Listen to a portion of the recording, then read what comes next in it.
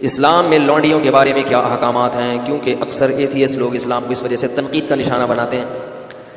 اسلام میں لونڈی کا تصور یہ ہے کہ پہلے زمانے میں جب جنگ ہوتی تھی تو جب دشمن کے مرد قتل ہو جاتے تھے تو اسلام نے عورت کو قتل کرنے سے منع کیا۔ جو عورتیں گرفتار ہو کے آئی ہیں، اب آپ کے پاس یا تو ایک آپشن ہے کہ ان سب کو کیا کر دیں، قتل کر دیں، یا ایک آپشن آپ کے پاس یہ ہے کہ ان کی شادیاں کرا کے باعزت طور پر ان کو کیا بنا دیں، مسلمانوں کی بولو بھائی بیویاں بنا دیں، یا ایک آپشن یہ ہے کہ ان سب کو کیا کر دیں، ایسے ہی چھوڑ دیں، جاؤ بھائی آزاد ہو تو۔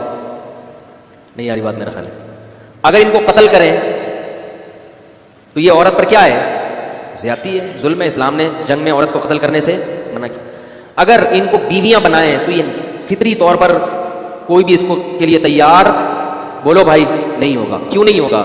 دشمن کی شکست خوردہ عورت کو کبھی بھی کوئی شخص بیوی بنانے کے لیے، بیوی پیرالل ہوتی ہے، آپ کے ہم پلہ ہوتی ہے۔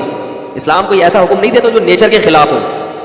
آپ نے دشمن کو سے لڑائی کی، وہ آپ کے خون کے پیاسے تھے، ان کی عورتیں بھی مرد بھی، عورتیں بھی تو ان کے ساتھ لڑتی ہیں نا، یا اپنے شوہروں کو، اپنے جو مردوں کو اپریشیٹ کر رہی تھی۔ آپ نے زور اور طاقت سے اس دشمن کی پر قبضہ کیا، اب ان کی عورتوں کو اتنی عزت دے کہ اپنی بیوی بنا لیں، یہ عملی طور پر ممکن نہیں ہے۔ سمجھ میں نہیں آ رہی بات میرا؟ اور تیسرے آپشن کیا ہے کہ ان کو ایسے ہی آزاد چھوڑ دیا جائے۔ آزاد چھوڑیں گے تو ان کی کفالت کون کرے گا؟ وہ زنا کو پیشہ بنائیں گی۔ سمجھ میں نہیں آ رہی؟ دشمن کی مزید اولاد پیدا کریں گی۔ تو اسلام نے درمیان کا راستہ دیا کہ نہ تو ان کو اتنا پروٹوکول دو کہ بیوی بناؤ، بنانا چاہو تو اجازت دے دی، لازم قرار۔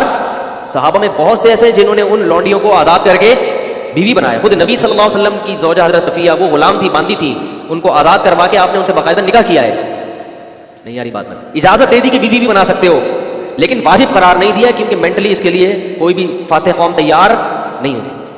تو درمیان کا راستہ دے دیا کہ ان کو باندی بنا دیا جائے۔ کیا مطلب کہ تمہاری خدمت گزار ہوں گی۔ اب یہ عملی طور پر ممکن نہیں ہے کہ ایک لڑکی کو، ایک خاتون کو، عورت کو آپ کے حوالے کیا جائے، آپ کا خادم بنا دیا جائے، اور پھر یہ بھی کہہ دیا کہ سارا نان نفقہ کس کے ذمے ہے۔ یعنی ریاست نے ان عورتوں کی ذمہ داری اپنے کندھوں پہ ڈالنے کے بجائے مجاہدین پر، ارے بولتے کیوں نہیں، تقسیم کر دی۔ ریاست اپنے ذمہ اگر ان کا نان نفقہ ڈالتی تو ریاست کو ان سے کوئی فائدہ نہیں تھا۔ اور ان عورتوں میں بھی تو سیکچوئل ڈیزائرز ہوتی ہیں۔ اب دیکھو کشمیر میں جب زلزلہ آیا بالا کوٹ میں، کئی ٹرسٹ بن گئے۔ میں اس وقت چیخ رہا تھا، لیکن میں بہت چھوٹا تھا اس وقت عمر میں چیخ رہا تھا کہ اس وقت مہم چلاؤ، یہ عورتیں جن کے مرد قتل ہو گئے ہیں، یہ بیچارے شہید ہو گئے ہیں زلزلے میں، ان کی شادی کا کوئی انتظام، سب سے بہتر عورت کی کفالت کا طریقہ کیا ہوتا ہے؟ کسی مرد کے حوالے کر دی جائے اور اس مرد پر اس کی ذمہ داری ڈال دی جائے، اور اس مرد کے بھی مفاد اس سے وابستہ کر دیا جائے۔ لیکن ہمارے یہاں ان چیزوں پہ کوئی بات بھی کرے تو کیا ہوتا ہے؟ اس کو بیوقوف سمجھتے ہیں لوگ۔ عیدی سینٹر حل تھوڑی ہے ان مسائل کا۔ تو اسلام نے یہ نہیں کہا کہ ریاست ان کی ذمہ داری اٹھائے گی، اسلام نے کیا کیا، وہ مجاہدین پر اس کو تقسیم کر دیا اور باندی بنا دیا کہ تم اس کے مالک ہو، سمجھ رہے ہیں؟ اور اس مالک ہونے کا تم کیا فائدہ اٹھاؤ گے کہ یہ تمہاری خدمت کرے گی، اور یہ کیا فائدہ اٹھائے گی کہ اس کی ساری زندگی ذمہ داری، بولو بھائی، نان نفقہ کس کے کندھوں پر ہے؟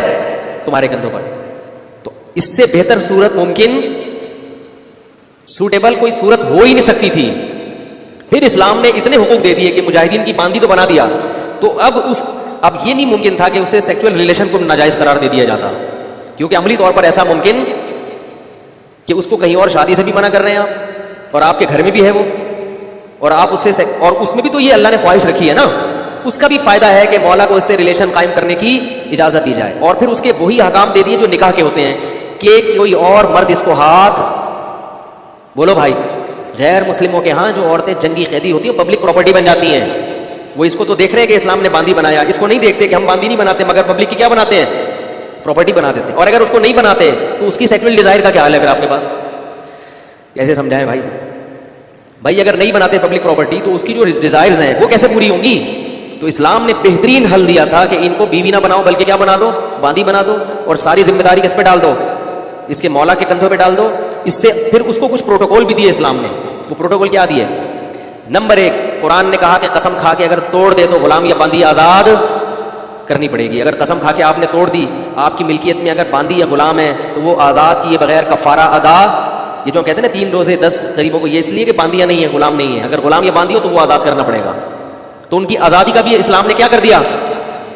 ارے بولو نا یار، بندوبست کیا کہ کسی بہانے سے ان کو کیا کیا جائے، آزاد کی. جب آزاد ہوگی تو وہ بھی احسان مانے گی کہ اس نے آزاد کر دیا, لہذا وہ مسلمانوں کی دشمن نہیں بنے گی, وہ احسان مانے گی. اور دوسرا پروٹوکول یہ دیا, اور کئی کفارے اس میں. زہار میں کفارہ کیا ہے کہ باندی کو آزاد کیا جائے. کسی کا غلطی سے قتل ہو گیا, اس کا کفارہ کیا ہے, باندی کو آزاد کیا جائے. اور پھر ویسے بھی کہہ دیا کہ اگر کسی نے ایک دفعہ بھی زبان سے کہہ دیا کہ باندی آزاد ہے تو یہ ریورس نہیں ہو سکتا. مذاق میں کہہ دیا, نبی نے فرمایا مذاق میں کسی نے کہہ دیا, غصے میں کہہ دیا, جان کر کہہ دیا, لا طلاق ولا عتاق فی اغلاق, فرمایا طلاق بھی ہو جائے گی اور غلام بھی آزاد ہو جائے گا. طلاق میں تو رکھا 3 طلاقیں ہیں, اور غلام آزاد کرنے میں ایک دفعہ. طلاق میں 1 طلاق کے بعد رجوع کا حق ہے, 2 کے بعد بھی ہے. غلام اور باندی میں رجوع کا حق نہیں. آئی بات. تبھی غیر مسلموں میں جنہوں نے اسلام کا وسیع مطالعہ کیا ہے وہ کہتے ہیں اسلام نے غلامی کو ختم کیا ہے, اسلام نے غلامی کو پروموٹ. اس زمانے میں سب غلام بنایا کرتے تھے, اسلام واحد مذہب ہے جس نے غلامی سے آہستہ آہستہ انسانیت کو آزاد کیا ہے. ایسے قوانین بنا دیے. اور پھر ایک پروٹوکول باندی کو یہ دیا کہ اگر مولا کی اس سے اولاد ہو گئی تو اب اس باندی کو فروخت نہیں کیا جا سکتا. مولا کے مرنے کے بعد یہ باندی بولو بھائی آزاد ہو جائے گی. نہیں یاری بات. اگر اس سے اولاد ہو گئی آپ کے تو اب یہ باندی بالآخر آزاد ہو جائے گی. یہ پروٹوکول دے دیا اس نے.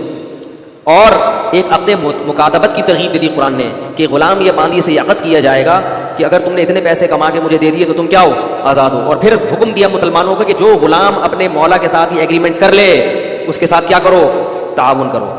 اس کو زکوٰۃ کا پیسہ بھی دیا جائے گا, اس کے ساتھ تعاون کیا جائے گا تاکہ یہ مولا کو اتنے پیسے دے کے اپنی کیا کرے. نہیں یاری بات, میں نے جان چھڑائے. صحیح ہے. تو یہ پروٹوکول غیر مسلموں کے ہاں نہیں ہے. تو بس ایسے ہی دیکھتے ہیں اسلام میں باندیاں بھی ہیں, لونڈیاں بھی ہیں, غلام وہ بھی ہیں. تو ہیں جن تفصیلات کے ساتھ ہیں وہ تفصیلات, اس سے اس زمانے کے شکست خوردہ قوموں کو عزت ملی ہے. پھر مسلمانوں میں جو باندیاں بڑے بڑے عہدوں پر فائز, یعنی علم کے لحاظ سے بڑے بڑے مقام پر فائز ہوئی ہیں, کیونکہ جب آپ کو پتا ہوتا ہے میری ہے تو پھر اس کی وجہ سے آپ کی عزت ہے. آپ کو پتہ ہے یہ غلام میرا ہے, جتنا پڑھا لکھا ہوگا عزت کس کی ہوگی, میری. اس لیے مسلمانوں نے اپنے غلاموں کو پڑھایا لکھایا, تعلیم دلائی تاکہ ہماری عزت ہو معاشرے میں. بڑے بڑے محدثین غلام گزرے ہیں, سمجھ رہے ہو. نافع عبداللہ بن عمر کے غلام تھے. بخاری اور مسلم کے بہت بڑے راویوں میں سے, اسلاف میں ان کا تذکرہ ملتا ہے.